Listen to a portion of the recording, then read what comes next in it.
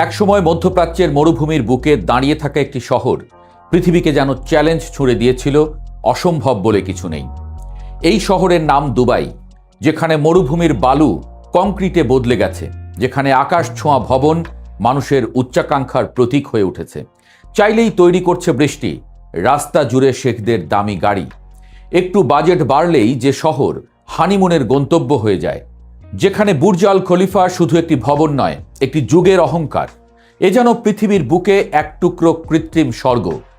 কিন্তু ইতিহাসের এক অদ্ভুত নিয়ম আছে, যত উঁচুতে ওঠা যায় পতনের ভয়ও তত বড় হয়। আজ সেই দুবাই, সেই সংযুক্ত আরব আমিরাত কয়েক দশকের মধ্যে সবচেয়ে কঠিন অর্থনৈতিক বাস্তবতার সামনে দাঁড়িয়ে।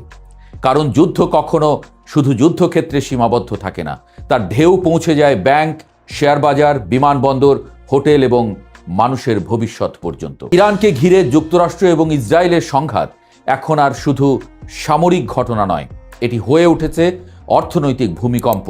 আর সেই ভূমিকম্পের সবচেয়ে বেশি কাঁপছে যে দেশগুলো, তার একটি হলো সংযুক্ত আরব আমিরাত। গত এক মাসে দুবাই ও আবুধাবির শেয়ার বাজার থেকে উধাও হয়েছে প্রায় $120 বিলিয়ন। সংখ্যা শুনতে বড় লাগলেও এর প্রকৃত অর্থ আরও ভয়ঙ্কর। শেয়ার বাজার আসলে অর্থনীতির আয়না। সেখানে পতন মানে শুধু কোম্পানির ক্ষতি নয়, আস্থার পতন। দুবাইয়ের বাজার সূচক 28 ফেব্রুয়ারি থেকে প্রায় 16% নেমে গেছে।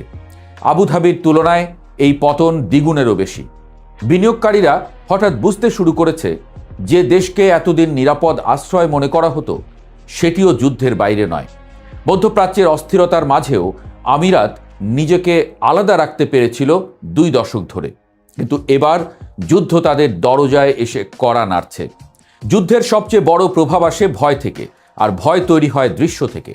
মার্চ পর্যন্ত ইরান থেকে ছোঁড়া হয়েছে শত শত ব্যালিস্টিক ক্ষেপণাস্ত্র ও হাজারেরও বেশি ড্রোন। অধিকাংশ প্রতিহত হলেও বাস্তবতা হলো দুবাই ও আবুধাবির গুরুত্বপূর্ণ স্থাপনাগুলো ক্ষতিগ্রস্ত হয়েছে। যখন বিশ্বের ধনী মানুষ দেখে যে বিলাসবহুল দ্বীপ, পাম জুমেইরা কিংবা আন্তর্জাতিক বিমানবন্দরও নিরাপদ নয়, তখন তাদের প্রথম সিদ্ধান্ত হয় টাকা নিয়ে ভাগো। কারণ বিনিয়োগ সাহসের উপর নয়, নিরাপত্তার উপর দাঁড়িয়ে থাকে। সৌদি আরবের মতো শুধু তেলের উপর নির্ভরশীল ছিল না আমিরাত। তারা ভেবেছিল ভবিষ্যৎ তৈরি হবে 4 স্তরে: পর্যটন, আবাসন, লজিস্টিক্স এবং আর্থিক সেবা।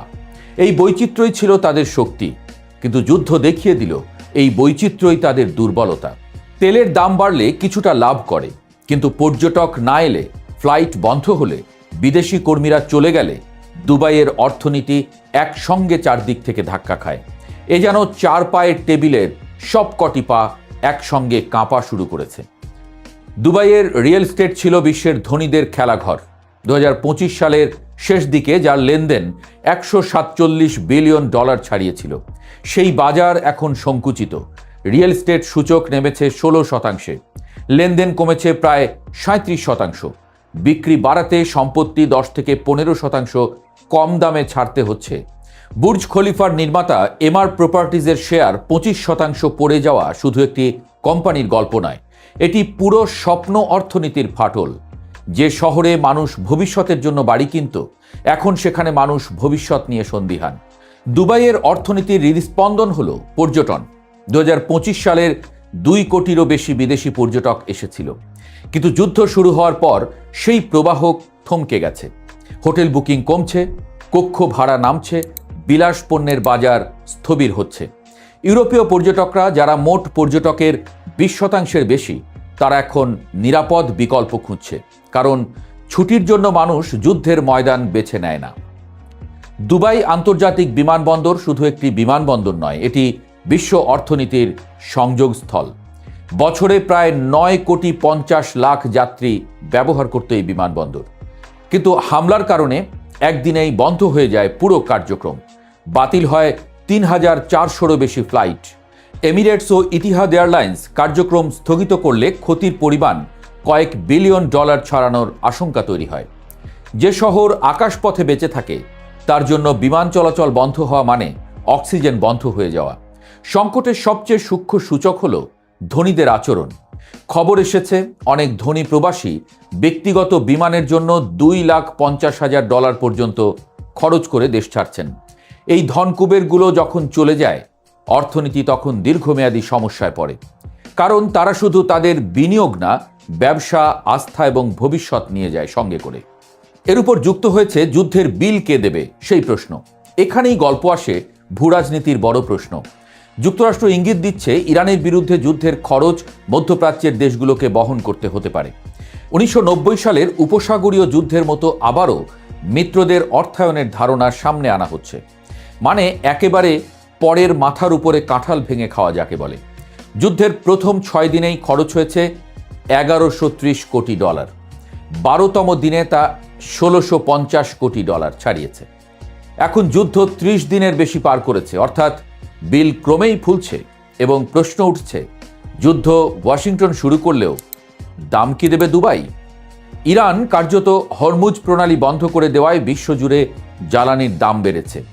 যুক্তরাষ্ট্রে পেট্রোলের দাম $1 পর্যন্ত বেড়ে গেছে। বিশ্ব অর্থনীতির প্রতিটি চাকা এই প্রণালীর উপর নির্ভরশীল। ফলে যুদ্ধ শুধু মধ্যপ্রাচ্যের সমস্যা নয়, এটি বৈশ্বিক অর্থনৈতিক সংকটের বীজ। দুবাই বহু বছর ধরে নিজেকে একটি গল্প হিসেবে বিক্রি করেছে, স্থিতিশীলতা, নিরাপত্তা, বিলাসিতা। কিন্তু যুদ্ধ সেই গল্পে ফাটল ধরিয়েছে। সরকার প্রচারণা চালিয়ে আস্থা ফেরানোর চেষ্টা করছে, কিন্তু অর্থনীতি বিজ্ঞাপনে নয়, বাস্তবতায় চলে। যখন ক্ষেপণাস্ত্রের ভিডিও শেয়ার করলেই জরিমানা বা কারাদণ্ডের হুমকি আসে, তখন বোঝা যায় রাষ্ট্র ইমেজ বাঁচাতে লড়ছে। মরুভূমির শহরের নতুন পরীক্ষা। ইতিহাসে অনেক শহর যুদ্ধের কারণে ধ্বংস হয়নি, বরং আস্থাহীনতার কারণে ভেঙে পড়েছে। আজ সংযুক্ত আরব আমিরাত ঠিক সেই সন্ধিক্ষণে দাঁড়িয়ে।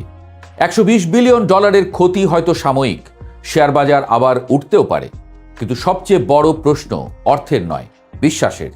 দুবাই কি আবার নিজেকে নিরাপদ স্বপ্নের শহর হিসেবে প্রমাণ করতে পারবে, নাকি এই যুদ্ধ দেখিয়ে দিল গ্লোবালাইজেশনের যুগে কোনো বিলাসবহুল শহরই আসলে যুদ্ধ থেকে দূরে নয়?